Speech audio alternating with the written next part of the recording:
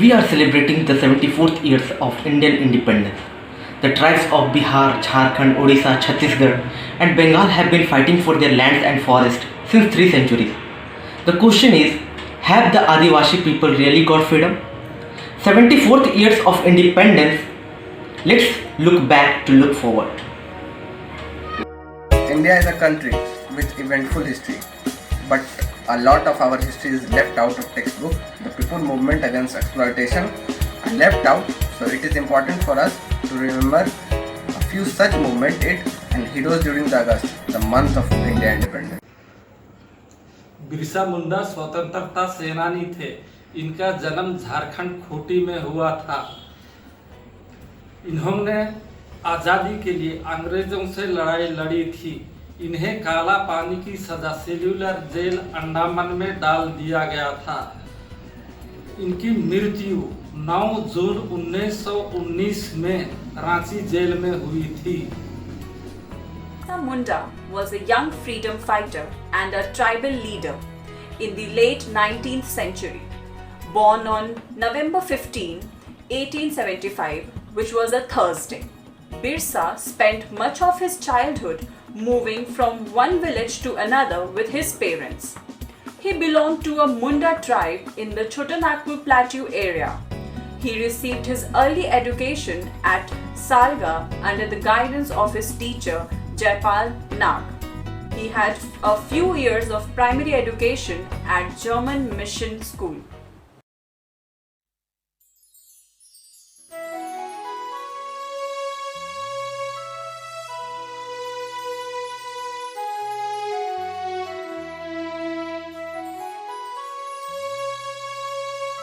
जोहार एक खूबसूरत झरना खनिज संपदा संपन्न हरियाली से छादित प्रकृति की गोद में बसा झारखंड के मूल निवासी जो जनजाति आदिवासी कहे जाने वालों की शुरुआती जिंदगी बड़ा ही रोचक था। भूख लगी तो कंदमूल खा लो, प्यास लगी तो झरने का पानी पी लो। उन्हें किसी भी चीज़ की कोई कमी नहीं थी, क्योंकि सिंह गोंगा अर्थात कुदरत ने भरपूर दे दिया था। पर ज्यों-ज्यों आबादी बढ़ी, दाना पानी की कमी होने लगी। ये आदिवासी खेती गृहस्थी तो करते ही थे, परंतु 5-10 रुपये के लिए जमींदार, सेठ, साहूकार और मड़वारियों के घर में काम करने के पीछे कभी नहीं हटे, चाहे अत्याचार का ही शिकार क्यों ना होना पड़े। ऐसे ही सामाजिक अंधकार में विषम परिस्थिति में बिरसा मुंडा आदिवासियों का मसीहा कहलाने वाला महापुरुष का जन्म झारखंड के पावन धरती में 15 नवंबर 1875 को उलीहातू में हुआ। बचपन में एक बेहद चंचल बालक, अंग्रेजों के बीच उनका अधिकतर समय अखाड़े में बीता। हालांकि गरीबी की वजह से उन्हें रोजगार के लिए समय अनुसार अपना घर बदलना पड़ा। यही भूख उन्हें स्कूल की राह दिखाई और उन्हें चाईबासा इंग्लिश मिडिल स्कूल में पढ़ने का मौका मिला। चाईबासा के 4 सालों की जिंदगी ने बिरसा मुंडा के जीवन में एक बहुत बड़ा परिवर्तन लाया। बिरसा मुंडा 1895 तक एक सफल नेता के रूप में उभरने लगे, जो लोगों में जागरूकता फैलाना चाहते थे।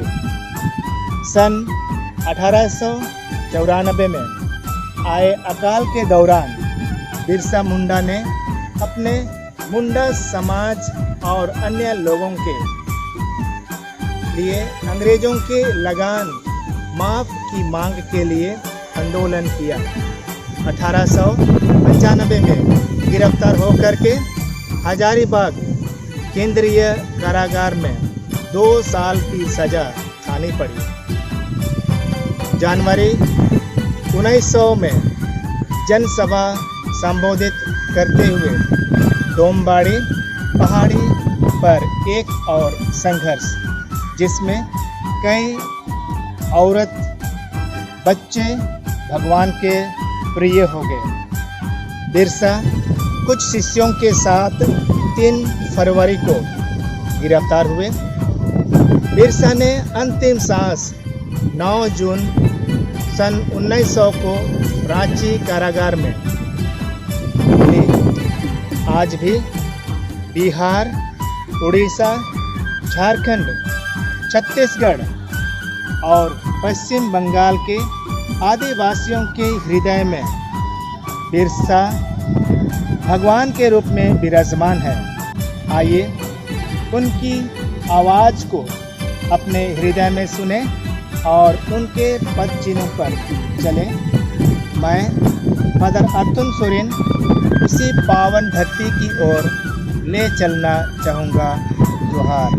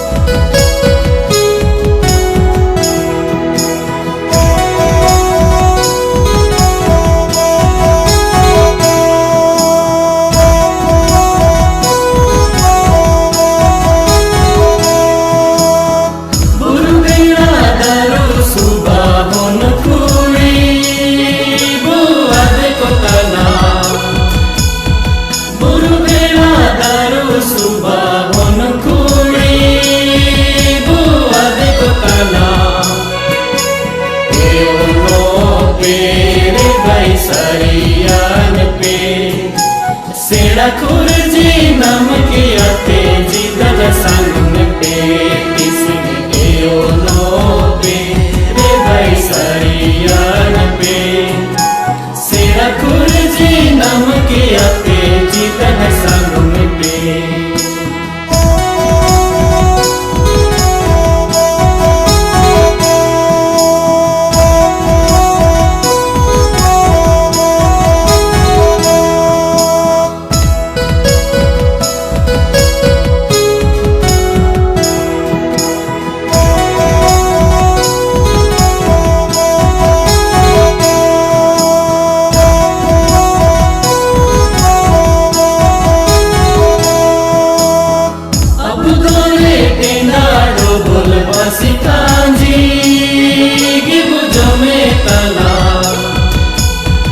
अब तोरे के नाडो बोल बसी काजी की बुझो में कला सुले दे तो आमानी दिखु जाती सिख माझी कोरे गुतना रे दुखु सुखु ले दे तो आमानी दिखु जाती सिख माझी कोरे गुतना रे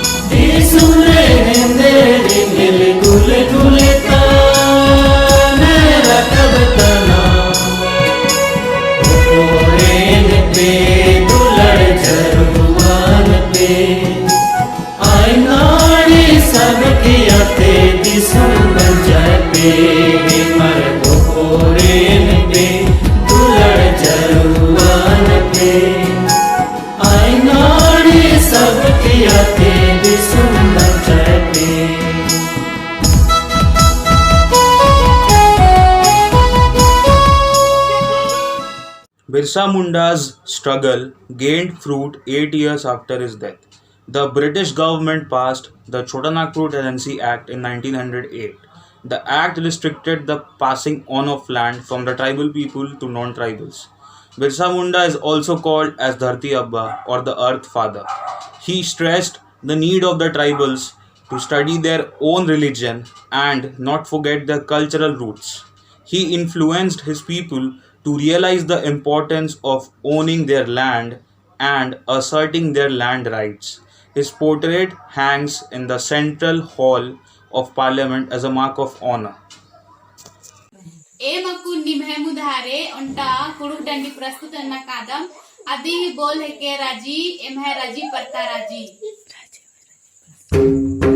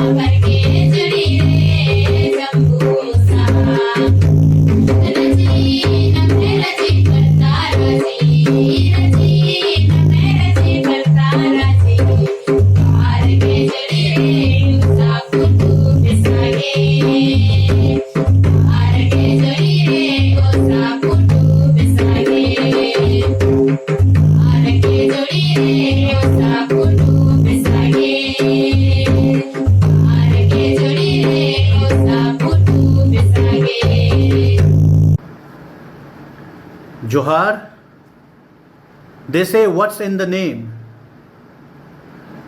Birsa Munda, Lakshman Nayak, Kumaram Bhim, Baba Tilka Manjhi, Sidhu and Kanu Murmu. Who are these people?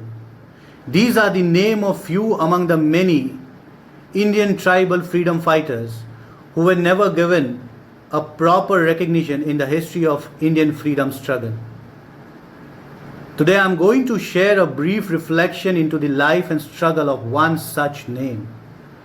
This is a glorious story of 6 brothers and sisters of a Santal tribe. These brave 6 were born to a Santal parent of Bognadi village, presently situated at Barhat block of Sahibganj district in the Santal Pargana region of Jharkhand state. As we know, tribals and indigenous people were mostly hunters and gatherers who later settled as farmers. It is said that there was always an attempt to fiddle with the tradition and culture of the tribals. Their land, water, forest was quite a many times seized by the corrupt moneylenders, feudal landlords who were well promoted and protected by the British colonial rulers, who always tried to grab the tribal land. They were always challenged by the tribal rebellion. So when this suppression grew its magnitude, the rebellion turned out to a revolt. One such revolt of 30th June 1855, where around 40,000 tribals of 400 different villages of Bognadi in Sahibganj district refused to pay land revenue to British under the leadership of Sidhu, Kanu, Chand, Bhairav and their sisters Fulo and Juno. Sidhu declared, "It is time to push the British out." Therefore, he gave a slogan, "Karo ya maro," which means "do or die," and "Angrezo hamari mati chodo," Britishers, leave our soil. The British immediately ordered the arrest of the 4 brothers. The policemen who came to arrest them were beheaded by the Santal rebels. This terrified the British official and they waged a war against the Santals. The Santals made an army of 10,000 strong. With their traditional bow and arrow, fought a fierce battle against the British army, who were equipped with the then modern guns and cannons. They were pushed back in the first engagement. Realizing the defeat, the Britishers pulled back and made a Martello tower. It is a small defensive fort which is still witnessing its presence in Pakur township at Sahibganj district, which is in Jharkhand. So the army reinforced, strategized their moves, tricked the rebels into an ambush where, though fighting tough, the Santal rebels lost. Their leaders Sidhu and Kanu were caught. Later, they were hanged in a place called Panchkutia on a banyan tree. It is said that the tree still exists. I leave it up to you to decide whether the revolt of 30th June 1855, which is celebrated as the Hool Divas across the Santal Pargana, preceded the Mangal Pandey's 1857 revolt or not. And for those who think this is just a story, my question is, why then the government of India commemorated the postage stamp in the name of the valiant martyrs Sidhu and Kano Murmu on the 6th April 2002? And also, why is the university in Dumka district of Jharkhand named after him? My name is Alok Besra and I am a Santal. Santal Hul of 1855 was the first great revolt against the British. It was 2 years before the 1857 War of Independence. In 1793, Lord Cornwallis introduced the permanent settlement system. Under this, large areas of forest land belonging to the central tribes of Bihar and Bengal were auctioned away to wealthy Indians who were declared zamindar.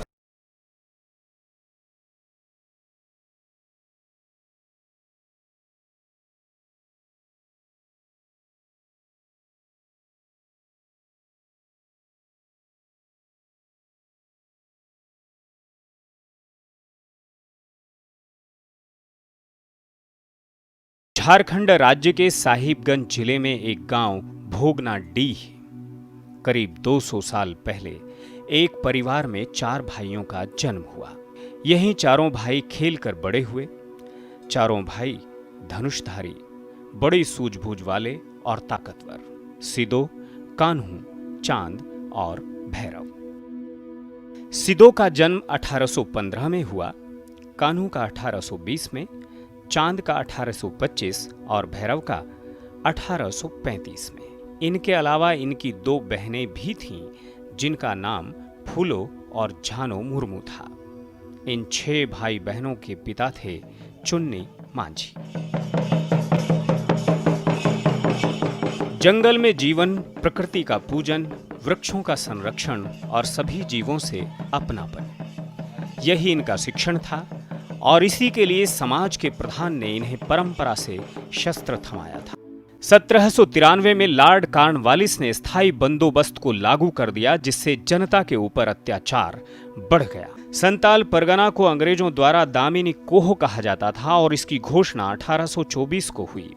1832 तक जमीन के एक काफी बड़े इलाके को दामिनी कोह के रूप में सीमांकित कर दिया गया। इसे संतालों की भूमि घोषित किया गया। अंग्रेजों का उद्देश्य उन्हें वहां स्थायी किसान बनाना था। इतना ही नहीं, संतालों को दी जाने वाली भूमि के अनुदान पत्र में ये शर्त थी कि उनको दी गई भूमि के कम से कम 10वें भाग को साफ करके पहले 10 वर्षों के भीतर जुताई करनी होगी। इन संतालों को दामिन इकोह का इलाका दिया गया था और इनसे ये कहा गया था कि इन इलाकों में, दामिन इकोह का जितना बड़ा इलाका होगा उन इलाकों में आपको रहना है और अगले 10 वर्ष तक आपको इसके जंगलों को साफ करना है, खेती के लायक बनाना है, यहीं बसना है और साथ में आप हमें कर भी देते रहेंगे। संतालों ने जिस जमीन को साफ करके खेती शुरू की उस पर अंग्रेज सरकार भारी कर लगा रही थी। साहूकार और दिक्कू यानी अंग्रेजों के दलाल बहुत ऊंची दर पर ब्याज लगा रहे थे और कर्ज अदा न किए जाने की सूरत में जमीन पर कब्जा कर रहे थे। संताल ये महसूस करने लगे कि जो जमीन अपनी है वो फिर से हमें देकर हमें ही गुलाम बनाने की कोशिश की जा रही है।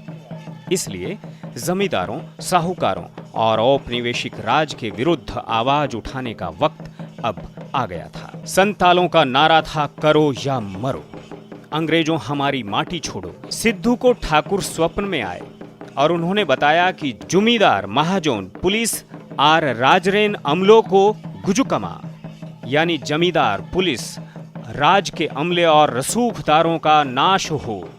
सिद्धू ने ऐलान किया, करो या मरो, अंग्रेजों हमारी माटी छोड़ो। एक स्वर में इस प्रस्ताव की स्वीकृति के बाद सिद्धू ने भागलपुर के कमिश्नर के पास इस प्रस्ताव की प्रति कीर्ति, भादो और पुता माझियों के हाथों भिजवाई, जिसमें कहा गया था कि 15 दिनों के अंदर अंग्रेज संतालों की भूमि से हट जाएं और शांतिपूर्ण तरीके से संतालों को अपनी जमीन पर शासन करने दें। संतालों ने हथियार उठाने से पहले अंग्रेजों को शांति का एक मौका दिया, लेकिन अंग्रेज इन बातों और परंपराओं से दूर थे। संताल क्रांति यानी हूल भोगना डीह से शुरू हो गया, जिसमें संताल तीर धनुष से लैस अपने दुश्मनों पर टूट पड़े। Geographical location, social historical background में जब हम जाते हैं तो ये एक पहला ऐसा आंदोलन था जो एक संगठन पर आधारित था, जो एक सोच लेके चला हुआ था और जो अंग्रेज आतताई सरकार को, एक साम्राज्यवादी सरकार को पहली बार मुख्य रूप से निशाना बनाने की कोशिश करता है। जनरल लायर्ड उस समय के आधुनिक हथियारों और गोला बारूद से लैस सेना की टुकड़ी लेकर पहुंचा। सिदो और कान्हू के तीरों ने अंग्रेजों के 2 दारोगाओं को उसी समय ढेर कर दिया।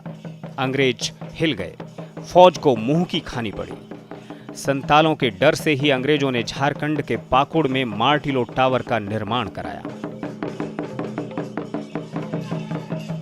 क्रांतिवीरों की गिरफ्तारी के लिए उस वक्त 10,000 रुपए देने की घोषणा की गई, जो आज करोड़ों में है। बरहेट में अंग्रेजों और क्रांतिकारियों की लड़ाई में चांद और भैरव शहीद हो गए। अंग्रेज इतिहासकार हंटर अपनी पुस्तक एनल्स ऑफ रूलर बंगाल में लिखता है कि संतालों को आत्मसमर्पण की जानकारी ही नहीं थी, जिस कारण डुगडुगी बजती रही और वो लड़ते रहे। जब तक एक भी क्रांतिकारी जिंदा रहा वो लड़ता रहा। पुस्तक में आगे लिखा गया कि अंग्रेजों का कोई भी सिपाही ऐसा नहीं था जो इस बलिदान को लेकर शर्मिंदा ना हुआ हो। इस युद्ध में करीब 20,000 क्रांतिकारियों ने अपना बलिदान दिया। क्रांति के इस हूल में 4 भाई और 2 बहनें शहीद हुईं। बड़ी संख्या में संतालों ने अपने जीवन को होम कर दिया।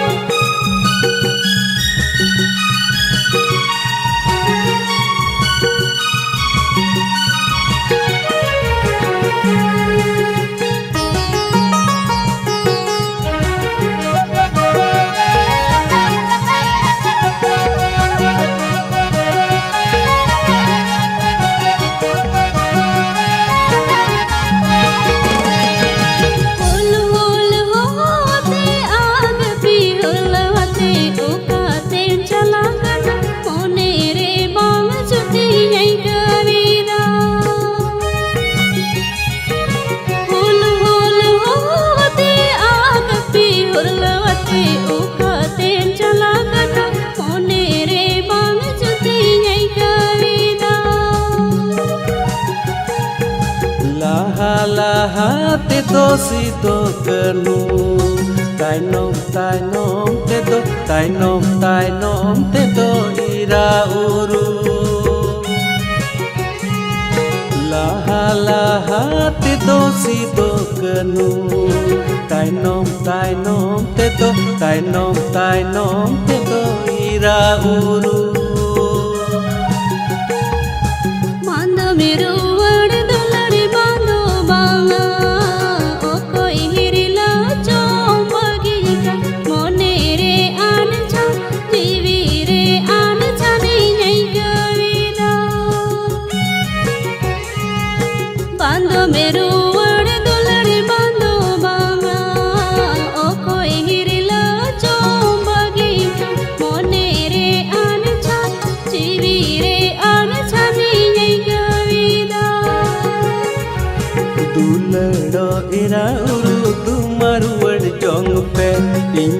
Chala kana bug nadi mahajan birud re santa birud re ladhai lagi dulado ira uru tumar wad jong pe pindon chala kana bug nadi mahajan birud re santa birud re ladhai lagi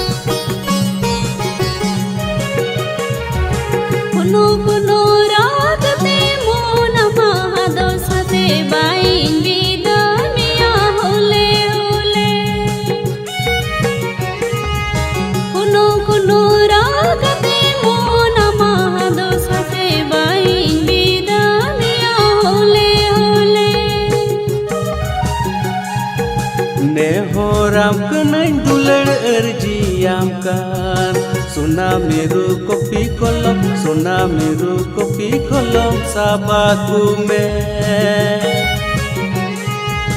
नेहोराम Kanai दुलड़ अर्जियाम कान सोना Meru copy कलम सोना Meru copy कलम साबाकू में Makom la tengi tama mon taming doi tama ma jona deki deki kat jiba ko chalo tada chinda me gulam dono Makom la tengi tama mon taming doi tama ma jona deki deki kat jiba ko chalo tada chinda me gulam dono उड़गुडारे हेंदे होड़े कुरुमुटुते Chas पे अपराम तिते गढ़न सुमाय सेरियाते ठनक सुमाय मोलंग दाते मुआ जुमी रूपारुआ उड़गुडारे हेंदे होड़े कुरुमुटुते चास पे अपराम तिते गढ़न सुमाय सेरियाते ठनक सुमाय मोलंग दाते मुआ जुमी रूपारुआ